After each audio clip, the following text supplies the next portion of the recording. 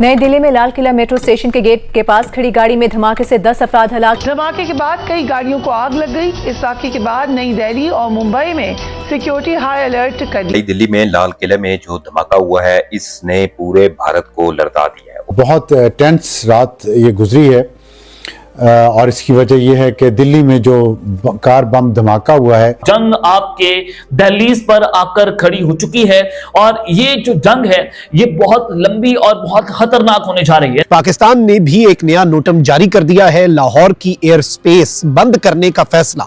और इस वक्त बॉर्डर के अक्रॉस पाकिस्तानी साइड पे पाकिस्तान एयरफोर्स और इंडियन साइड पर इंडियन एयरफोर्स की कुछ हैवी मूवमेंट। इनको पाकिस्तान पर हमला करने के लिए अब मजीद किसी तैयारी की जरूरत नहीं थी, उनको सिर्फ एक जवाब चाहिए था और वो आज दिल्ली के वाक़े ने इनको वो जवाब फराहम कर दिया।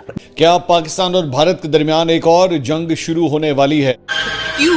क्या हुआ? भारत के अंदर कोई तैयारा उड़ता है ना, तो उस तैयारे को एंगेज करने के लिए हमारा तैयारा भी उड़ जाता है, वो बेशक इधर आए या ना आए। ये 24/7 एक्सरसाइज चल रही होती है, कर रही है, हैवी डिप्लॉयमेंट हो गई है और वहां पर उनके राफेल तैयारे हैं, उनके जेट्स खड़े हैं, ड्रोन्स हैं, मिसाइल्स हैं, हर तरह से। और इंडिया इस प्रॉपर प्लानिंग के साथ आ रहा है। पहले इन्होंने प्लानिंग की, जंगी मशकें खत्म हो रही हैं, उसके फौरी बाद ये अटैक होता है। और अब की दफा दुश्मन बहुत वसी पैमाने पर, बहुत शदीद पैमाने पर हमला करेगा और हमें बहुत ज्यादा नुकसान पहुंचाएगा। वो हमारे एयर बेसिस के ऊपर मैसिव ड्रोन्स और क्रूज मिसाइल्स भेजेगा।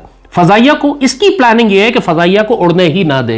इंडिया इस मर्तबा डीप सी में कोई एडवेंचर कर सकता है ताकि पकड़ा ना जाए। फिर ऑब्वियसली उसे यूज करके ये सिंदूर 2.0 जिसके हवाले से ये कह चुके हैं कि इट हैज ऑलरेडी स्टार्टेड। इस धमाके के बाद जैसा कि यूजुअली होता है, इंडियन मीडिया ने फौरन इल्ज़ाम पाकिस्तान पर लगाना शुरू कर दिया है। ये एक दहशतगर्दी का वाक़या लगता है, लेकिन इसका इल्ज़ाम अब दोबारा पाकिस्तान पर इल्ज़ाम लगाना शुरू कर दिया है। बहुत तेज एक ब्लास्ट हुआ, खूब तेज वाला। हम तो अपने बच्चे लेकर आए कैसे। इस इंसिडेंट में कुछ लोग को इंजरीज भी आई हैं और कुछ लोगों की डेथ भी हुई है। तुरंत जांच होकर नतीजा जो आएगा, जांच हम जनता के सामने रखेंगे। दोस्तों, कल दिल्ली में बहुत बड़ा बम ब्लास्ट हुआ है जिससे पूरा देश हिल गया है। लोग डर गए हैं और गुस्से में भी हैं। लेकिन अब मजेदार बात तो ये है कि इस धमाके के बाद पाकिस्तानियों की नींद उड़ गई है। वहाँ के जाहिलों और मीडिया कल रात से ही पागलों की तरह इधर उधर भाग रहे हैं, क्योंकि उन्हें डर लग रहा है कि अगर ये साबित हो गया कि ये हमला कोई आतंकी ग्रुप ने किया है तो अब भारत पहले अटैक करेगा और सबूत बाद में दिखाएगा। और वैसे भी भारत इस वक्त बॉर्डर पर हाई लेवल का एक्सरसाइज कर रहा है, जिससे पाकिस्तान के जनरल की भी हालत खराब हुई पड़ी है। कहीं ऐसा ना हो कि भारत के ये टैंक सीधे रावलपिंडी पहुंच जाए और वहां के आर्मी हेडक्वार्टर का नामो निशान मिटा दे। उधर पाकिस्तान के लाल टोपी वाला जाहिल अपने वार रूम में पसीना पसीना हुआ पड़ा है। वो खुद अपने टीवी चैनलों पर ये बोल रहा है कि अगर भारत अटैक करेगा तो सबसे पहले हमारे एयरबेस, हमारे जहाजों को तबाह करेगा। वैसे दोस्तों, आप लोग इस सब के बारे में क्या कुछ सोचते हैं? अपनी राय कमेंट में बताइएगा। मजीद शहरों के लिए हाई अलर्ट पे शहरों को डाल दिया गया। अब शहरों को हाई अलर्ट पे क्यों डाला गया? अगर तो ये सीएनजी ब्लास्ट था या फिर इन्होंने यही नैरेटिव लेकर चलना था कि this is just a CNG blast, तो बाकी शहरों को हाई अलर्ट पे आप ना डालते भाई। और ये अगर एक एक्सीडेंट ही था तो इंडिया इसे हर एंगल से इस वक्त इन्वेस्टिगेट करके कोई नैरेटिव ऐसा सबके सामने ये लाएंगे जिसमें ये पाकिस्तान के ऊपर ब्लेम शिफ्ट करें और फिर ऑब्वियसली उसे यूज करके ये सिंदूर 2.0 जिसके हवाले से ये कह चुके हैं कि इट हैज ऑलरेडी स्टार्टेड, तो ये सिंदूर 2.0। और अभी ये बताया जा रहा है कि एलओसी के करीब जो है पाकिस्तान की एयरफोर्स तो मुकम्मल हाई अलर्ट पे। मैं आपको बताऊं, जो पाकिस्तान एयरफोर्स का कमांड एंड कंट्रोल का नेटवर्क है ना, वो इतना बेहतरीन है। और भारत के अंदर आम हालात में भी कोई तैयारा उड़ता है ना, तो उस तैयारे को एंगेज करने के लिए हमारा तैयारा भी उड़ जाता है, वो बेशक इधर आए या ना आए। ये 24/7 एक्सरसाइज चल रही होती है, मतलब इस कदर पाकिस्तान रियल टाइम में चल रहा होता है। और इस वक्त भी इंडियन एयरफोर्स की कुछ हैवी मूवमेंट देखी गई है और पाकिस्तान ने एक नोटम जारी किया। अब ये नोटम बड़ा इंपॉर्टेंट है और ये पूरे का पूरा मंजरनामा जो है वो तब्दील कर देता है। पाकिस्तान का नोटम जो है नाज़रीन इकराम वो जारी किया गया है 11 से 12 नवंबर ऑपरेशनल रीजंस की वजह से।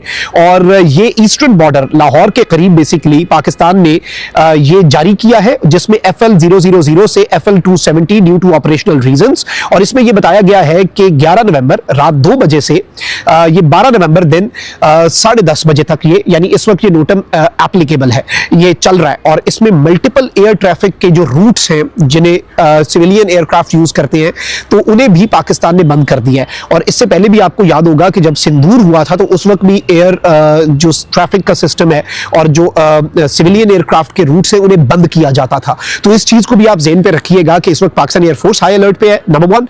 नंबर 2, पाकिस्तान नेवी भी अपनी तैयारियां मुकम्मल की हुई है, क्योंकि इंडिया इस मरतबा डीप सी में कोई एडवेंचर कर सकता है ताकि पकड़ा ना जाए। And on the other hand इस वक्त जो सिनेरियो बन रहा है उसमें अगर हम ये देखें कि ये जो नोटम है ये पाकिस्तान की तरफ से जो जारी हुआ है, ये इस जानिब एक क्लियर इंडिकेशन है कि पाकिस्तान इज एंटिसिपेटिंग कि इंडिया इसे एक फॉल्स फ्लैग के तौर पर इस्तेमाल करके, एक प्रीटेक्स्ट और एक जवाब के तौर पर इस्तेमाल करके पाकिस्तान के खिलाफ जंग छेड़ सकता है। इनकी सारी आर्म्ड फोर्सेस जो हमारी सरहदों के पास हैं इस वक्त अपने स्टेजिंग एरियाज में हैं या हमारे बॉर्डर्स के पास एक्सरसाइजेस कर रही हैं।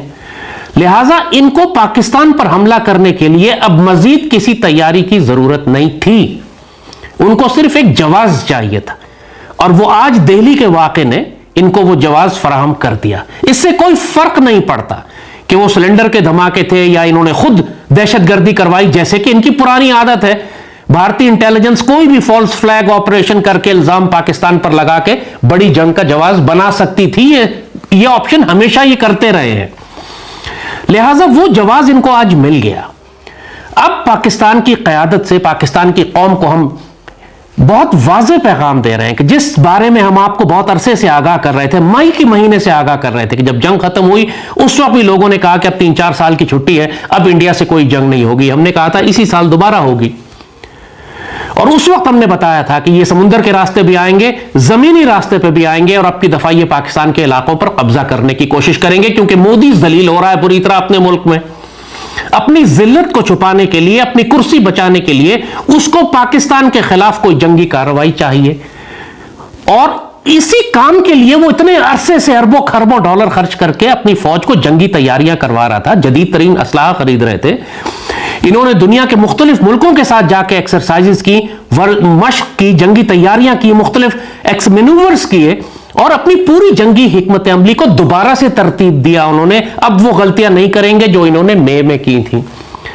मई में ये सिर्फ एयरफोर्स लेकर आगे आ गए थे और ड्रोन्स इन्होंने भेजे थे। एयरफोर्स को बहुत बुरी तरह से मार पड़ी, ड्रोन्स ने कोई इफेक्टिव इंपैक्ट क्रिएट नहीं किया और बैकअप इनके पास मौजूद नहीं था, ना इनकी ग्राउंड फोर्सेस तैयार थी, ना समुद्री रास्ते तैयार थे। लिहाजा ये मार खा के फौरन ही इन्होंने सीज फायर क्लेम कर लिया, मगर फिर इन्होंने तैयारी की। पिछले 4-5 महीने ये बड़ी रोबस्ट तैयारी करते रहे बगैर किसी शुबह के। और अब हम पाकिस्तान आर्मी से, लीडरशिप से, पाकिस्तान की पॉलिटिकल लीडरशिप से, कौम से कहेंगे कि बिल्कुल तैयार हो जाएं अगले 4-5 दिन में। जो पैटर्न रहा है इनका माजी की तारीख को देखते हुए, अगर हिस्ट्री रिपीट करेगी अपने आप को, तो अगले 4-5 दिन में हमारा इनके साथ एक हाई इंटेंसिटी कॉन्फ्लिक्ट हो जाएगा। अब जब जंग इनएविटेबल है, नागुज़ीर है, अब आप उसको अवॉइड नहीं कर सकते। दुश्मन ने जो इतनी भारी तैयारियां की हैं, इसके लिए अब आखिरी जो उसको एक मोहरा चाहिए था, फॉल्स फ्लैग, वो भी आज इसने कर दिया। लिहाजा अब पाकिस्तान आर्मी के पास 2 ऑप्शंस हैं। एक ऑप्शन यह है कि आप इंतजार करें दुश्मन के पहले हमले का, और अब की दफा दुश्मन बहुत वसी पैमाने पर, बहुत शदीद पैमाने पर हमला करेगा और हमें बहुत ज्यादा नुकसान पहुंचाएगा।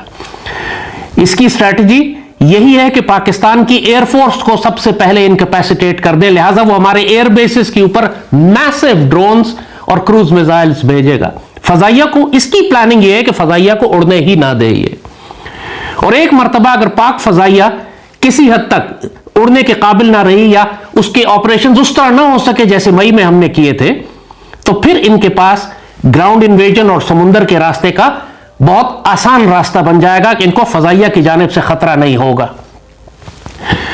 तो पाकिस्तान ने कुछ इंटेलिजेंस सोर्सेज से जो तालिबानी रिजीम है उसके कुछ सोशल मीडिया अकाउंट्स और कुछ उनके व्हाट्सएप ग्रुप्स हैं जहां पर ये नैरेटिव अब टो किया जा रहा है कि भाई लश्कर जो है उसने इसकी जिम्मेदारी कबूल कर ली है, जिसके हवाले से इंडिया ये एलिगेशन लगाता है without any proof, without an evidence कि वो पाकिस्तान बेस्ड एक टेरर आउटफिट है और पाकिस्तान जो है वो उन्हें नर्चर करता है और पाकिस्तान लश्कर और जैश को इंडिया के खिलाफ दहशतगर्दी के लिए इस्तेमाल करता है। ये नैरेटिव इंडियन मीडिया और इंडियन गवर्नमेंट का पहले से रहा है, विदाउट एविडेंस आज तक कोई सबूत तो नहीं दे सके। तो कोशिश क्या हो रही है?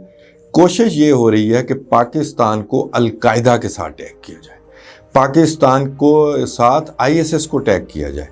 निकलेगा, आप देखिएगा, नाम पाकिस्तान का साथ लगाएंगे। ये ज़हन में रखें कि जो इन तंजीमों का नाम लेके पाकिस्तान की तरफ उंगली करेंगे कि पाकिस्तान जो है वो इन सब का जो है ना वो रखवाला है, पाकिस्तान ने ये करवाया है। हालांकि सच्ची बात ये है कि अब तो हम अपनी पॉलिसी ही बिल्कुल बदल चुके हैं, लेकिन ये तो कभी भी पाकिस्तान का जो है वो काबू में नहीं रहे। अलकायदा तो पाकिस्तान के ख़िलाफ़ कार्रवाइयाँ करती रही है। ISS का तो कोई मतलब ये कि आप देख लें कभी उसका जो नेटवर्क है वो कहीं भी पाकिस्तान के साथ उसका ताल्लुक पूरी दुनिया नहीं जोड़ सकती। बल्कि हम खुद नाज़रीन वल्नरेबल हो गए हैं भारतीय प्रॉक्सीज के जरिए जो कि अफगानिस्तान से ऑपरेट कर रही हैं। बल्कि अफगान गवर्नमेंट नाज़रीन तालिबान वो जो मौलवी हैं वो भी अभी इनसे पैसे लेकर, चूंकि वो तो चलता ही ऐसे कि मैंने पैसे देखा मेरा मूड बने, तो वो भी इनसे पैसे लेकर नाज़रीन वो हमें उन्होंने वल्नरेबल किया हुआ। लेकिन ये अब इसे बकायदा से एक फॉल्स फ्लैग की रंग देने की कोशिश की जा रही है। उसके बाद नाज़रीन दूसरा मीडिया रिपोर्ट कर रहा है कि जनाब दिल्ली के अंदर ये जो धमाका हुआ है ये बड़े सीरियस किस्म के सवालात उठा रहा है और ये चीजों की तरफ इशारा कर रहा है। वो कह रहे हैं कि सिर्फ कुछ टाइम पहले फरीदाबाद में एक क्रैकडाउन होता है, वहां पर जनाब ये हथियार पकड़े जाते हैं और कुछ लोग पकड़े जाते हैं। उसके बाद महसूस ये होता है, ये बाकायदा से भारतीय मीडिया रिपोर्ट कर रहा है कि जो हैंडलर्स थे उन्होंने जल्दी में ये जनाब गाड़ी में ही धमाका कर दिया, गाड़ी जल्दी में फट गई है। जो एग्जैक्ट उनका प्लान था वो एग्जीक्यूट नहीं कर सकते। The real motive was unfold as investigation progresses. वो कहते असल जो इसका मोटिव है वो अभी तक अनफोल्ड नहीं हुआ। तो ये